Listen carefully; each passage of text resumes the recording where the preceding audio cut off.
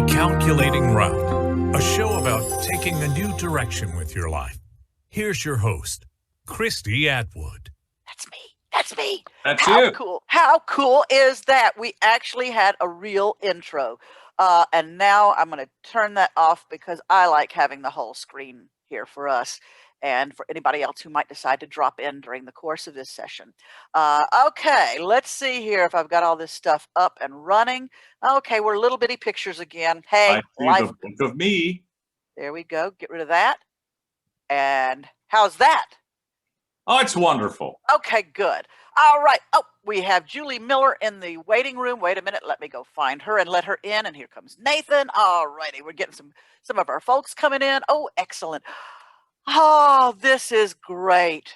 This is my kind of day because I need something humorous, especially in the year of curse word 2020. We need more humor in our lives. We got some wonderful guests like Julie and Nathan. I just love them. By the way, we are opening it up tonight. If y'all want to come on camera, please do. Please, anything you want to do tonight, it's open mic night on Recalculating Route. Say that 3 times fast. Recalculating Route. It doesn't work. Okay. I am Christee Atwood. I am your host tonight, and because I have a limited budget and cannot normally get any good guests, I used them all up last week. Right here, I can hear you. This week I got stuck having to get whatever I could, and so my guest today is David Atwood. Yes, notice the last name. Yeah, he's my other 3/4. But okay, so let me tell you a little bit about David and why I have him on the show today. Yes, please tell them why. Because you're not really sure. Know. Nobody knows. No, it's a comedy workshop because while I have delved into comedy time and again in the past, David has been in it nonstop. He's been in radio since he was, what, 15? Yeah. Back in the 70s? He's 15-ish. really old. Yeah. You weren't supposed to be 15. Okay, 16, right? Or something like that. Whatever. 15's good. Yeah, fine. Okay. Yeah. So he's been in radio that long. And now the thing that happens in radio is you got to be funny all the time. It's like every day. It's not like a stand-up comic gets to prepare for a long, long time and then go do comedy. His is every day. And he's doing it now on KWRV. He's done it in major markets, Fox in Atlanta. He was really good on there. He's done stuff like there was a voice on the Super Bowl when the Saints were there, and it was his voice. He does a lot of voice acting and stuff. That's right. He's Santa Claus too in a movie. What was the name of that movie? It was called What She Wants for Christmas. Yeah. I was the narrator and the voice for Santa. Santa needed a little help because he was busy. His throat was sore that day. You stood in for Santa Claus and helped him out on that, and that's really good of you. You've had a number of acting roles. I think the best one has to be the fact that you were on Blaze. You loved that. With Paul Newman. I loved that. Why was it so wonderful for me? Well, because I was in a strip joint. I was a sailor in a strip joint in Blaze. And these topless women all over the place. And guess what? They wouldn't let me wear my glasses. So I'm going like... He didn't do that. They didn't let him get that close. I just think that was so funny that happened. Irony, yeah. Yes, that is true irony. And also, now we had a great opportunity to write comedy together with that script, the scripts that we worked on for that show that didn't happen. Yeah. As so many things. Yeah, it's like 95% of the scripts in Los Angeles and Hollywood. Right. Yeah. And they almost had all the funding for that show. They were working on it. The producers, and the stars liked it. So we know we're good, but it did not make it to screen. So we have scripts. Hey, producers out there, if you need somebody with some ready scripts, we can change the names. We're always ready for that. He was also a musician for a long time. And if that doesn't develop you a sense of humor, nothing will. So my guest, David Atwood. Ta-da! Thank you for having me. I really appreciate this. And since you won't talk about yourself, I will give you roles. I was always seem to be behind and hidden in the process of comedy, which I prefer that. That's what I love about radio. Got a microphone, you're in a room by yourself. Whereas Christee's always been on the performing side. We've done 2 radio morning shows together, as a matter of fact. That was fun. She did something I have tried once, could never do. She's done stand-up comedy. That takes some coyones. I mean, to get up in a bar full of drunk people. It was just like being at home. Yeah, pretty much the same, just without the cockatoo. Yeah, that's true. Also, you have the training of improv. She was a member, a lot of people don't know, she was a member of the group therapy improv troupe. That's right, I forgot. I know, yeah, you did stage, theater, comedy. I was a mime, so people could hate me. Oh, that was the best you've ever sounded, honey. She wrote humor columns for newspaper magazines. Got 2 books of your own, you lazy woman. Well, I got a bunch of books, but I got 2 humor books. Yeah. Okay. Yeah. Sure, So there's that. Yeah. Okay. And also in the workplace, bringing into the corporate field with your Lincoln Laughter and Learning series. So there we go. Okay. That's a lot of her body of work has been there. So she knows comedy more than I do. So I'm here to have fun with her. Well, we're both here to share some ideas of ways to bring humor into your life. Even if you're a person who doesn't seem to have a natural funny bone, there are so many things that you can do that help you develop that sense of humor. And so we're going to talk about some of that today. And I will remind our people who our folks who are in the room, any of you who would like to are welcome to open your cameras and your mics. I will mute you if I need to, but you are welcome to come on screen if you would like to. Today, it's all about getting a chance to share and learn and have some fun with all this nonsense. So, and of course, the chat is open. Okay, so I would ask, I'm going to drop some stuff in the chat and ask you to take a peek at it and answer the questions that I send to you, and we'll give you some ideas of ways to develop your sense of humor. All right. So does that sound reasonable, David? Sounds great. And that's his radio voice. Not really. Okay. All right. Let's start off with some of the uses that you found for humor in your life. How has it helped you? Because you have a different sense of humor. How has that helped you? Well, we're all damaged goods, especially anybody who does comedy in any way. Mainly for me, it started in high school as therapy. It really did. Going through the stuff you go through as a teenager, and I found that was a way for me. It was cathartic. It was a release for me. And if you're silly, people don't have to take you serious. Right? In high school, at that time where you feel so vulnerable, and it becomes a shield in a way. And that stayed with me. I found my voice through humor. And I wound up being able to apply that in what I did, because I started in radio so young, as a sophomore in high school when I started. Of course, I was horrified that I would say something nasty or horrible on the air. And the stuff we thought was nasty back then. Yeah, right. Yeah. And then I saw Beavis and Butthead, and I couldn't believe they said that word. And they said dillweed. How can you get away with saying dillweed on the TV? No. Is it okay to say it now? It is in our room. Okay. Dillweed all I want. Dillweed. So it helped me a lot in keeping me sane, believe it or not. And I think that is a good use of humor nowadays. When we're nervous, when we're uncomfortable, when something is bothering you, I think it was Irma Bombeck who said that thing. If I can laugh at it, I can live through it. Oh yes. It's for me, the doctor's office. Those poor people at the doctor's office hear the worst humor from me. Just like the ER room that time. You can find humor, yes, even in an ER room. Okay, I had been dragged across an alley on my nose by a dog I was trying to save. This is the sort of thing that happens to me all the time. Save a dog. Yes, and it was a pit bull thing or whatever. It was a big dog. He dragged me across the alley. My face was all messed up, and so David takes me to the ER. What does the woman ask? Do you feel safe at home? That's what they have to do. I don't blame. I didn't know. I did not know. If a woman comes in with her husband into ER and her face looks like yours did, I would have asked. They asked that. So what did I answer? Heck no, that place is filthy. Gee, thanks, Christy. David had to They're lean checking over. my knuckles. Yes, he had to lean over and whisper to me, "They're asking if you're being abused." Yeah. And he said, "I'm going to leave the room now." So I had to explain to the nurse, who had no sense of humor, I got to tell you right now. So, but that's, yeah, but that's the kind of thing I do in nervous situations. I use humor. Oh, I'm loving this though. Some of the people, their favorite actors or comedians, Dave Chappelle. Oh yeah. God, Yeah. he's funny. Oh my God. And Chris Rock. Oh gosh.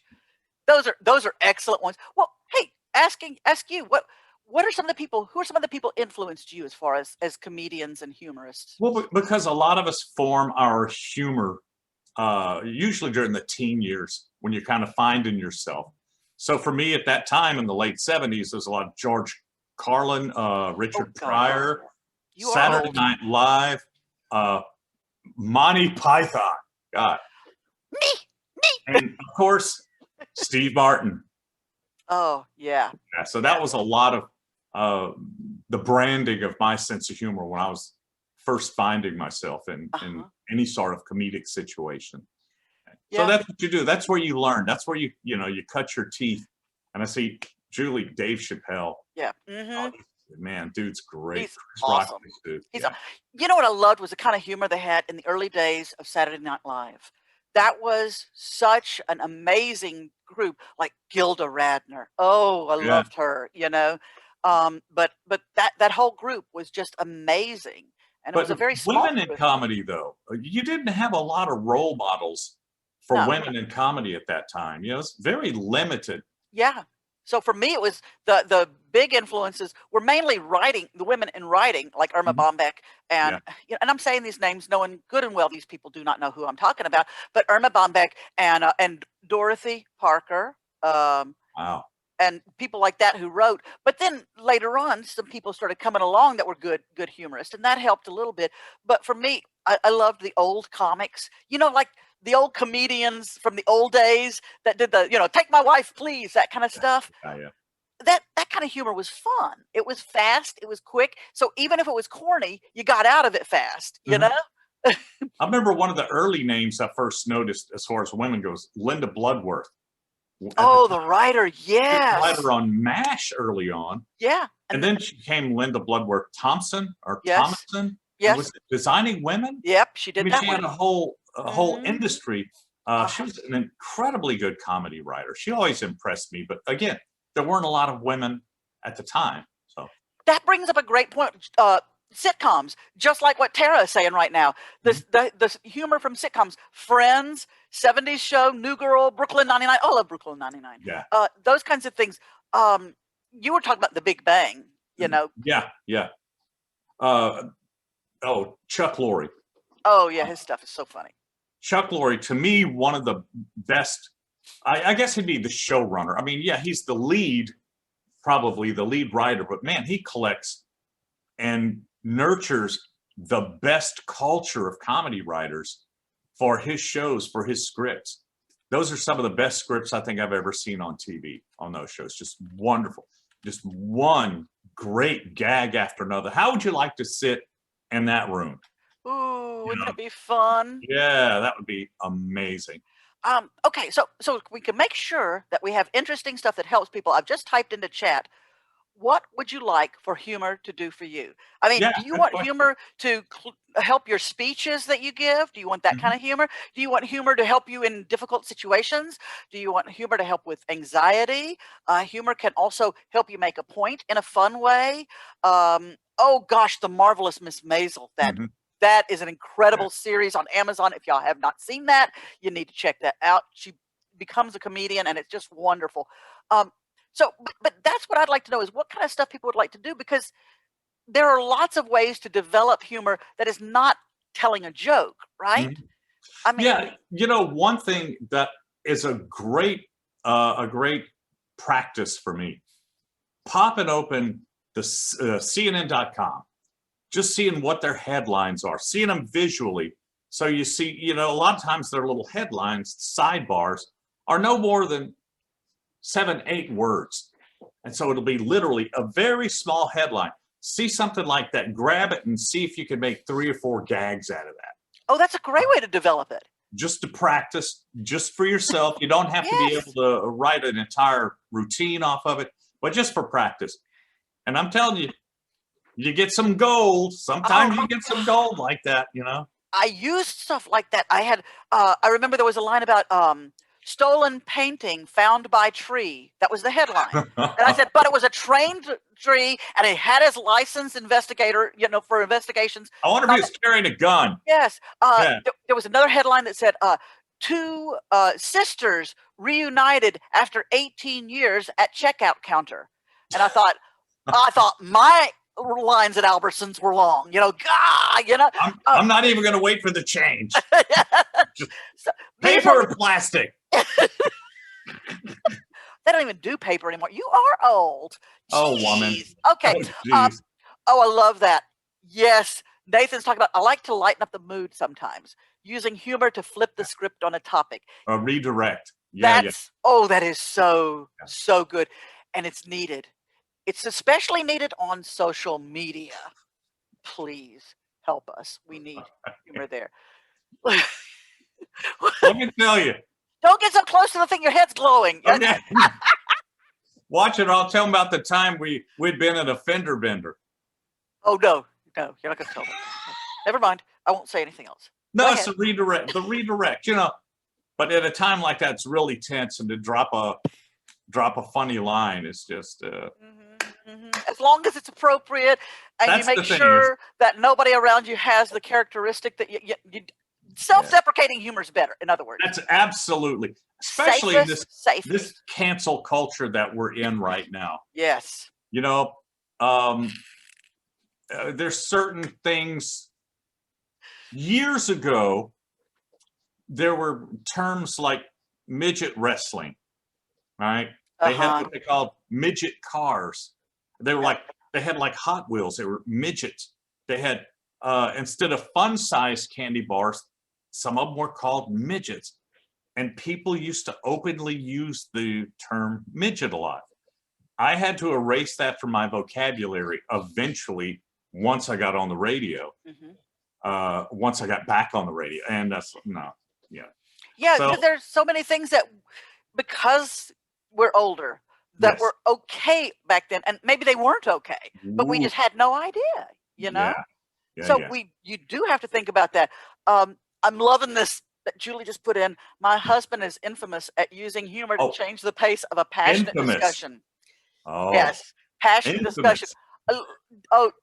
This man, tell us more. Man, he's terrible about that. I mean, ruins any moments, always too far out there. Yes, but it makes you laugh, and isn't that kind of worth it?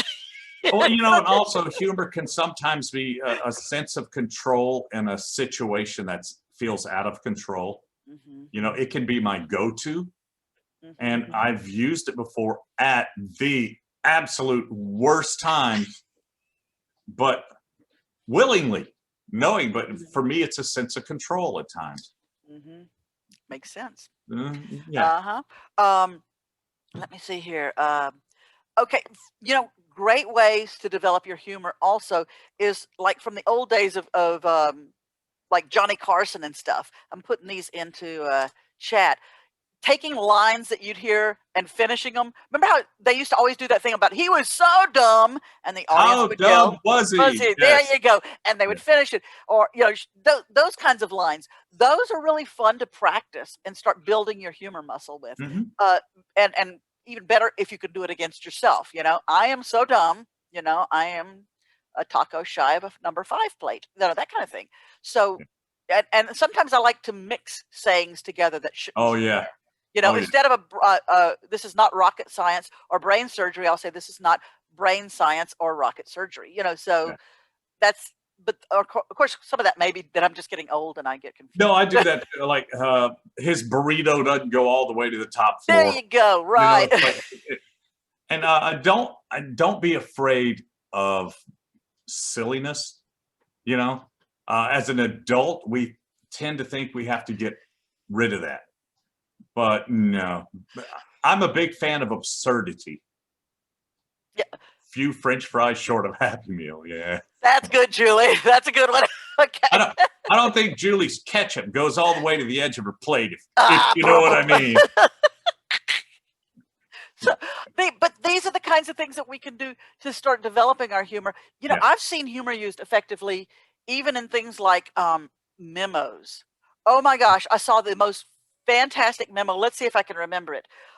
This one company had real problems because they were close to a major league ballpark. And every year for opening day, half the people would not show up for work. And so they finally realized, okay, we got to go ahead and address this somehow. So they sent out a memo saying, any person planning to be sick on such and such date, please tell your manager ahead before you leave for the ballpark. I thought that was really, they went ahead and just addressed it. Must be radio people. Yeah, sounds like it. So, you know, finding things and making fun from like this. See, that's my sippy cup. It could be.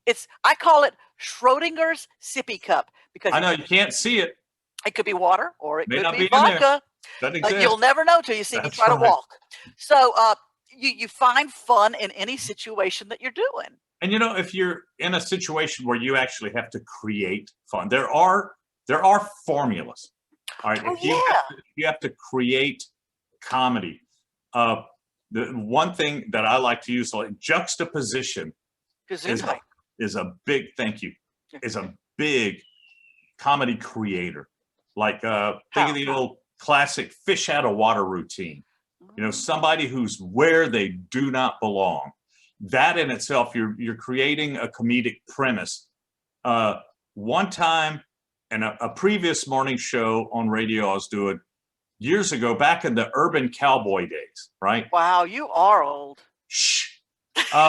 Remember Gillies, the club in Texas? Oh yeah. They had the mechanical bull, big thing. Mm-hmm. At that time, Prince Charles was in the U.S. doing a diplomatic tour of the U.S. So as part of one of our bits on the morning show, I had Prince Charles go to Gillies and ride the mechanical bull. And we did a whole bit based off that. And it's almost like you don't even have to go through the whole bit. Just saying Prince Charles riding the mechanical bull, the comedic premise starts to write itself. But I know the only reason you really did that was because you had a paint shaker sound effect. Yes, I did. Yes, I did. And I used it every chance I got because even as an audio sound, it was fitfully funny. It was, oh yeah. Little Prince William was riding on the mechanical bull. His ears were flopping everywhere. But that's classic juxtaposition right there. Or any incongruity, right? You know, something that does not belong there. And that's the kind of thing that it's more fun than doing actual jokes in some ways because it's observational humor. Yeah, because it's also the theater of the mind. It's such a visual, you know, that if people can imagine it, if you can make them imagine it, it's almost like attaching an emotion to it. They're going to apply their own humor to it, and it's going to make it even funnier for them, hopefully. You know, something else I like is doing humor that makes other people go, me too. Oh, yeah, right. I think that is such wonderful humor, and that is the kind that can really lighten up difficult situations. Yeah. The elevator. We're not comfortable in the elevator. Why not have some fun with it? You know, go ahead, turn around and say, I suppose you're wondering why I called this meeting. And watch how many people get off the elevator at the next floor. You'll have it to yourself. Anything like that where you can take what you know is an uncomfortable situation for other people too and do something with it to make it fun. So that I like that kind of stuff. Now, there's another, you were talking about formulas. You were talking earlier about the formula of 3. Oh, yeah, right. I had a story the other day. And again, another one, if it could come from an actual news story, for me, that's gold on the radio morning show. I had a story about an airline that was no longer going to allow people to bring on emotional support animals. So 3s are funny in comedy, all right? So I wrote the gag at the end where all right, we're going to let them bring this. One guy brought a peacock. Some woman brought a llama. And then, God, another person brought a Kardashian. It goes all the way out there. Also, Kardashians, you got your K, all right? Oh, the sounds. Right. Kardashian is funny. Remember, Warner Brothers and Bugs Bunny, they knew for years. Where did Bugs Bunny always take a left? In Albuquerque. Yes, He was often going to Cucamonga. And to me, Pismo Beach is hilarious too. That is a funny one. Love Pismo Beach. If you write something, Malibu wouldn't be as funny, right? No, it's got to have that hard. Pismo Beach is hilarious. Cucamonga, Albuquerque. Yeah, the P's, C's, yeah, the fricatives and plosives. Okay. That's funny. And they've been doing that for years. The old Catskill comedians, they were masters at that. And, there's no psychology to it. It's just sometimes it's just funnier that way. Yeah. Uh-huh. And their same formulas work nowadays. The same old jokes are being rewritten over and over again. Mm-hmm. I watch the old Dick Van Dyke shows at night, and I laugh my head off because, Sally comes in and says, "Oh, I just got back from the dog show," and Buddy, of course, says, "Did you win anything?" It's just it's that usual kind of comedy. And there's so many of those opportunities every day, and I hate hearing people miss those opportunities. I know. Word choice is critical. Mm-hmm. I mean, word choice is so critical in comedy or writing anything for the humor effect.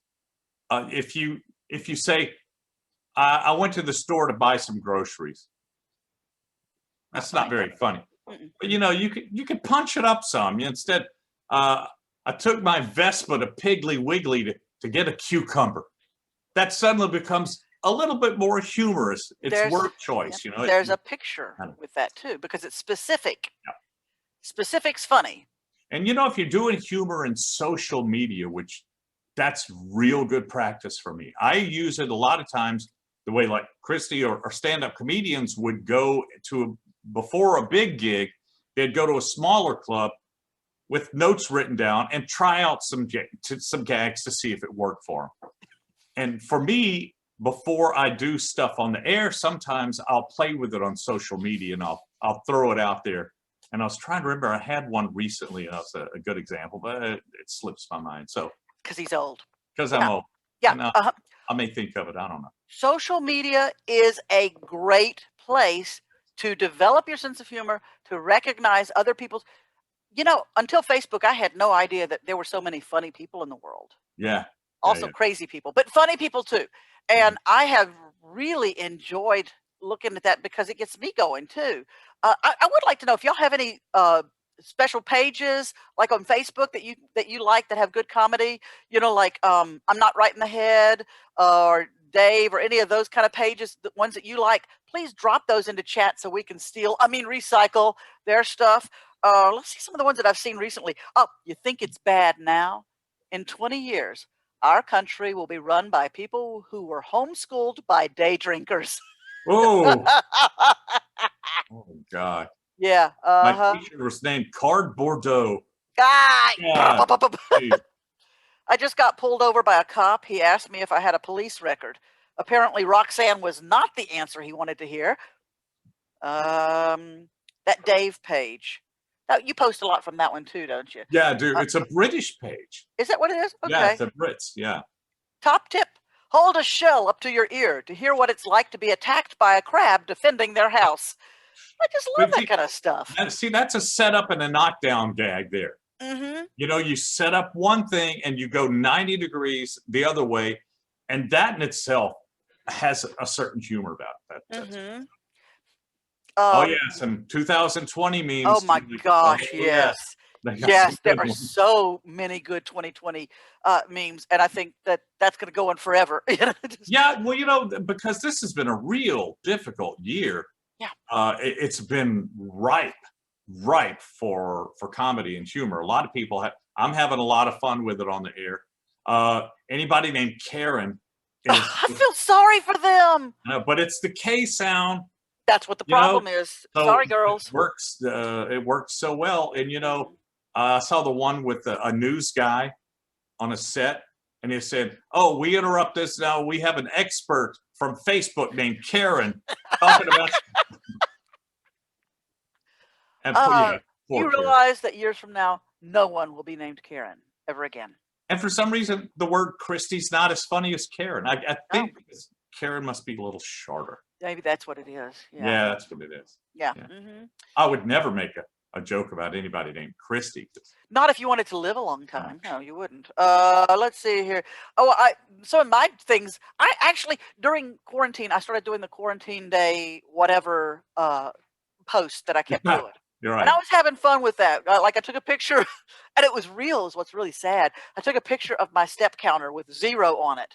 And I put, now counting restless leg syndrome in daily step count. Yes, quarantine day. Rediscovered natural hair color. It's Betty White. Because I used to be, what was it? Espresso brown. Yeah. Like one of the first days, I remember this one I did.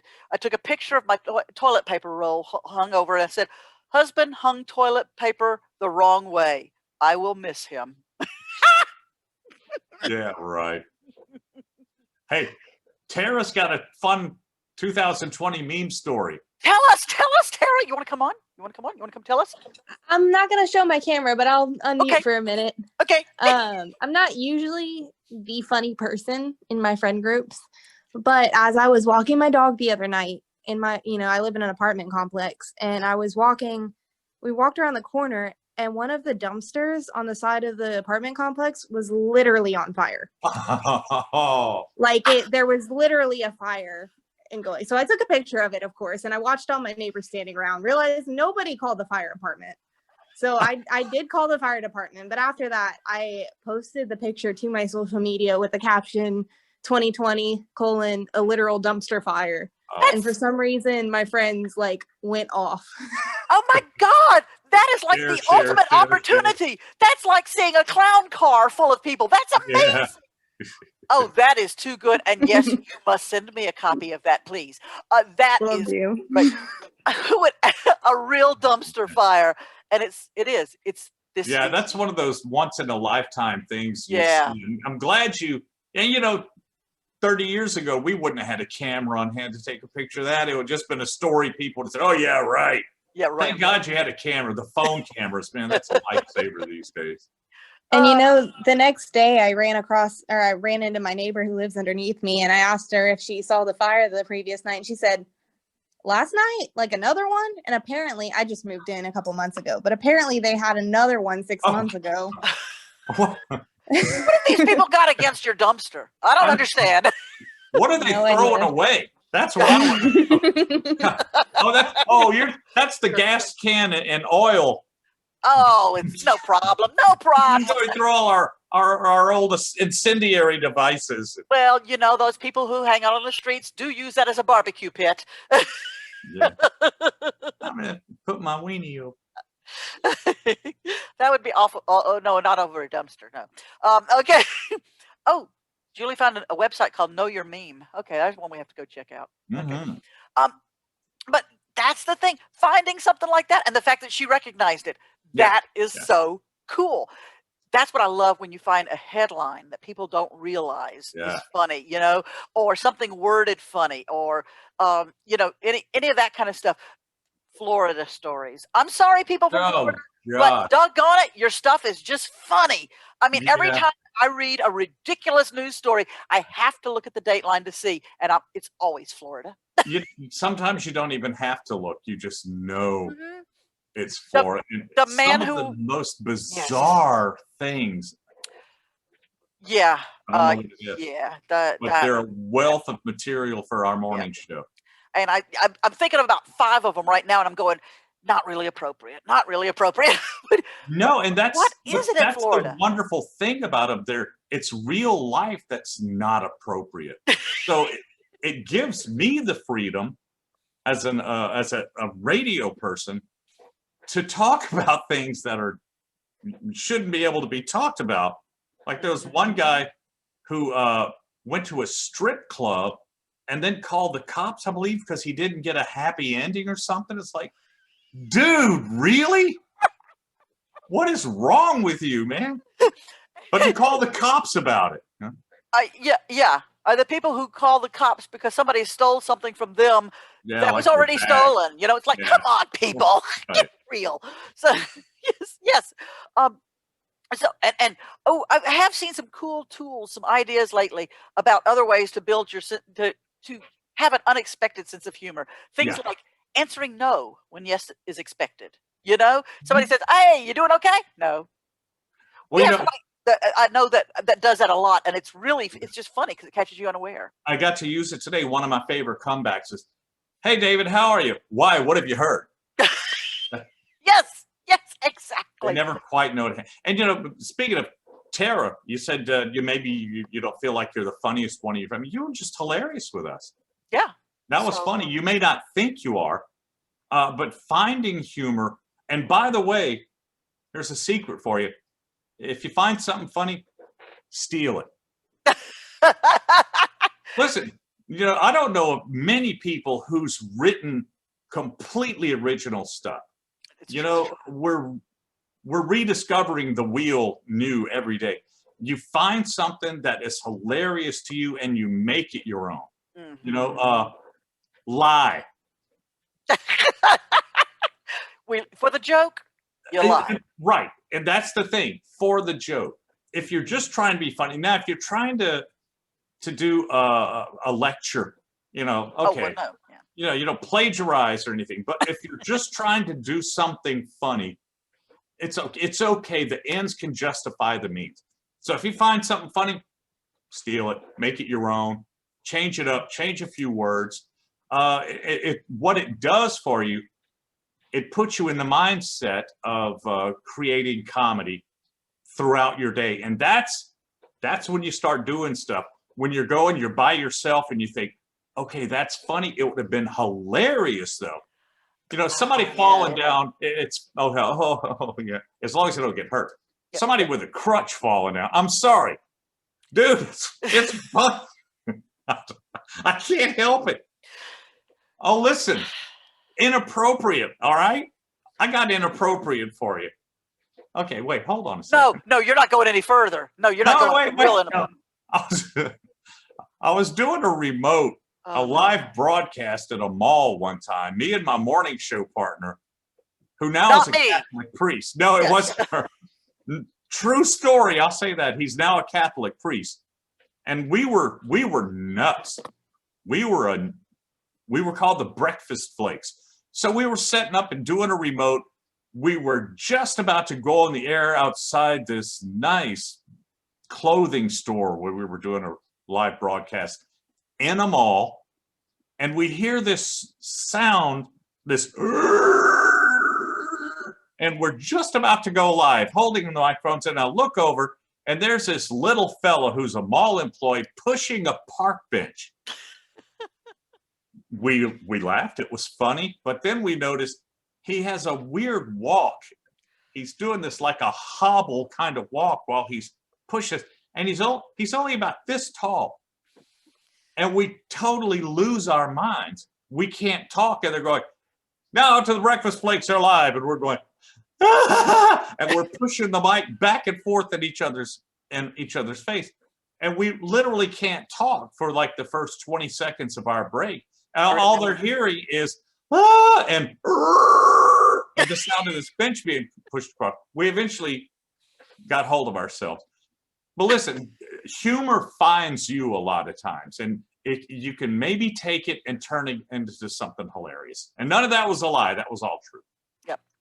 And finding the funny stuff. Yeah. Finding the humor in things that makes a huge difference in the way that you start looking at the world. I mean, I can even handle reading some of the news headlines if I'm doing it trying to find something funny in it, because normally I can't handle the news very well. So if you take it to you take it and you push it to the edge and you exaggerate it for comedy purposes, and you could make it funny. It helps you cope. It does. And that's one of the things. And I mean, that's why after tragedies, after hurricanes, after awful things like that, you'll hear after a certain amount of time, the jokes will start. Mhm. Because they always, sometimes they'll say, too soon, but there will be humor. And I think that is just our way of coping with some of these things. So we Mhm. do have to be careful about timing and things like that. But sometimes in the face of the most horrible things, we have to have, I call it the gallows humor, where, we have to find something to laugh at because it's gotten too ridiculous. And with close friends, immediately after I will, as you say, it is gallows humor, and it's how you cope. On the air, completely different. Uh, one station I was at after a hurricane, they had a consultant, and the consultant was very quick to say, there were deaths in this hurricane. Don't make any jokes about it. I'm like, you don't even have to tell us. You have your common sense. You have your human decency. You're not going to do it. The moment after, they're still cleaning things up. No. And I'm still not joking about hurricanes per se. You can be lighthearted about some things, but no, for natural disasters or terrorist things, to me, it's just not funny. No. I can find humor in it in a way privately, but no, never in a public face. Never. So being appropriate in our humor. Yeah. That's a big deal. That's a big deal. I am going to drop some things in here, some kind of cool things for humor practice for you. If you're trying to develop your humor, try answering no when yes is expected. Add only before a very big number. Oh, it only costs $3 million to get this done. That it changes the feel of it. Use David's rule of 3. Try observational humor, not just plain jokes, but notice things and notice what's funny about them. Laugh at things that embarrass you. And I think for me, that is a huge one that helps me. And recognize embarrassments that we have in common, because that's a way you can reduce the tension and you can build relationships. So those are just a couple of tools that you can kind of use to kind of think about that will help with the concept of developing your sense of humor. There's also a comparison thing you could do, right? For if you have a news story, one I did recently, just yesterday, to hear the story about the guy in Italy who hiked for a week after he had an argument with his wife. He said, I just needed to cool off. So he said he went for a walk. 280 miles later. Walked? 280 miles later, after a week, he walked 40 miles a day. You're not calmed down by then, Gee. So they arrested the guy because they're on lockdown over there. You're not supposed to be leaving the house or whatever.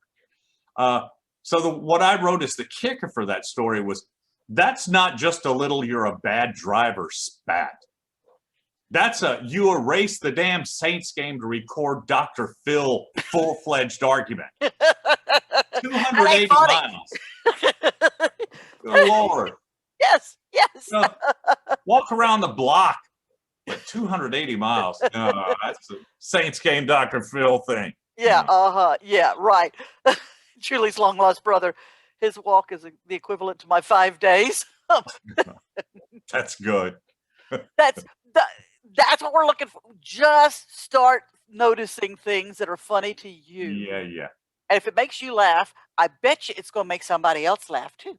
Yeah, and it would be good to have somebody, a friend that, I don't know, you go to happy hour with or something. I have this insane chick, and we do what we call riff. We riff, we do. man. And I feel sorry for people who are in grocery stores trying to get us to pay for things, because we do a 2-voice routine on them. And I think we lose them. Yeah, we have a great time. Well, and hey, what the heck? We're enjoying ourselves. I love the stuff that we do, because we'll sit there and we'll have little fights in front of them. And then it's like, we start trashing each other, and that's just so much fun. Oh yeah, they don't really understand are they joking? Because I'll always say things like, this is my first husband. I'll do better next time. Yeah. And then I start commenting on, oh, that bottle of wine, you got another one? God, you went through the one this morning? So they're never really sure. Yeah, and and I love doing the things, when we're trying to be nice, I say, we've had 10 wonderful years of marriage. Been married 36. Yeah. But and not consecutively. So anything like that, that's good people to practice on, because they're so frustrated and angry at the person in front of you that usually they'll laugh at anything. Nah, we're just riffing. Yeah, what the heck. So finding opportunities to share your humor, finding things that make you laugh and building on that, and not being afraid to use some humor. I mean, yes, there's a time to be totally professional. There's a time to be totally serious, but there's also times when we need a little bit of humor. And so just something to think about, it's not a crime to lighten up. You can take what you're doing seriously and take yourself lightly. And if you do have to write humor in any way, like if you do on social media, one of the most important things after the premise of the comedy itself is the brevity. You need to get it down to as few words as possible. Editing will turn something kind of funny into something really funny, because you need to cut to the chase. You don't want to do a lot of flopping around. And you've got to get rid of anything that does not lend itself to the punchline. That's a good point. Well, especially in radio with what we do. If you do the setup and then get to the punchline, if you flop around, you're going to totally dissolve the punchline. It will have no effect whatsoever. So set it up, get them up here, and then bang, hit them with that punchline and get out and leave. Yeah. I mean, really, Yes. see your punchline, and that is it. Don't try to tag something else onto it. Now, stand-up comedians, they have tags, all right? They'll do a punchline, beat, maybe another line, maybe another topper. But especially for radio, once you deliver that punchline, go somewhere else. Make sure the voice is not yours. Get at it. But the same thing if you're writing for social media and you want to be humorous, edit, and get rid of every word that does not absolutely lead to the punchline and support the gag. All right. And that's really kind of cool, because it also makes your audience feel smarter, because they were able to figure out what was not in there. Right. Those lines like you see on social media where it says, turns out I'm not an afternoon person either. Okay, that makes us go, oh, so they're not a morning person, but now they're saying they're not an afternoon. Oh, I get it.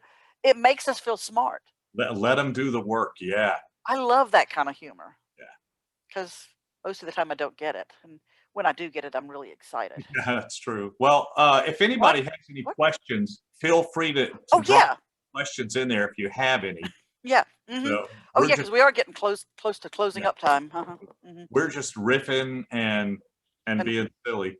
And this could go on for hours, because this is what we do. So please, if you have questions, drop those in, or any suggestions that you'd like to share with anybody. And can you imagine what it's like trying to watch a TV show sitting there with us too? Because this is what we do while we're watching TV shows too. Oh, yes. Really? They could have done a better line than that. That's no kicker. Oh, we got to share with them sometime. They'll have to check out when we do the podcast, when we do the Hallmark movie that we created. God. That's fun. We had a lot of fun creating our own 2.5-minute Hallmark movie. Man.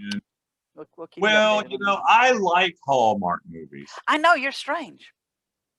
And it's funny, as I mentioned that, so many men start admitting, well, yeah, I like them too. We're talking to a good friend of ours, a couple, and she was saying, well, I don't like them too much, but my husband really likes them. Like, me too. I know who Lacey Chabert is. What else has she ever done? I know she's been in some stuff before. I've never seen her anywhere. I don't know. Yeah. So, and Julie, so we know the storyline. In the first 2 minutes what's going to happen at the end of it. Oh, God. And at 48 minutes after that the problem is going to accelerate a little bit there. And what happens at 59, David? The kiss. Ta-da! Watch one of them. I guarantee you can see that. Yeah. Well, you're right, Julie. That's to me, it's the reason it's great. I like their formula, and if they venture from it, man, I'm gonna be all over. I'm gonna be on them like a spider monkey. They don't want them. But I enjoy the Hallmark formula. Well, yeah, I mean, somebody described it really well on Facebook the other day. They said it's like comfort food. You know what's going to happen. You know what I mean, that's kind of cool, Yeah. 40 movies in a year, at least. Yep. Well, And now there's still also haven't taken one of my scares. Huh? Lifetime does them too. Oh, that's right. Uh-huh. And then there's another Up. I saw them. Oh, yeah. They do their versions too. Mm-hmm. And now they're really diversifying too. Yep. All kinds of people kissing on these shows now. Yeah. So it's fun. Girl. It's fun. It's not just the same old. No, it's So not. have fun Shake with them it. up. Have fun. I mean, that's the kind of stuff that it's just, I don't know. I just like it because everybody ends up happy. Except for that witch, that woman that's being a problem over on the side somewhere, that she always ends up in the cold. And there's an art to casting starts with a B and ends with an itch. Right? When they cast those people, or the ex-boyfriend or girlfriend, it can be male or female. Mm-hmm. Because they have to have that look, that almost like a Scrooge kind of thing. But there's an art to casting the itch. Yeah. I'm getting to that point where I guess I would be the old aunt who is there, and I don't know. Yeah. I think you'd own the hot chocolate stand. Yeah. Hey there. Okay. Come on, kids. You'd have teeth. Oh, I could have teeth? Okay, well, I'll do that. I'll do the part then. Okay. So, we've worn everybody down, I'm sure. So hey, this has been a lot of fun for us because we just got a chance to talk, and I got to make him lock up in another room and say bad things about him. So that was kind of fun.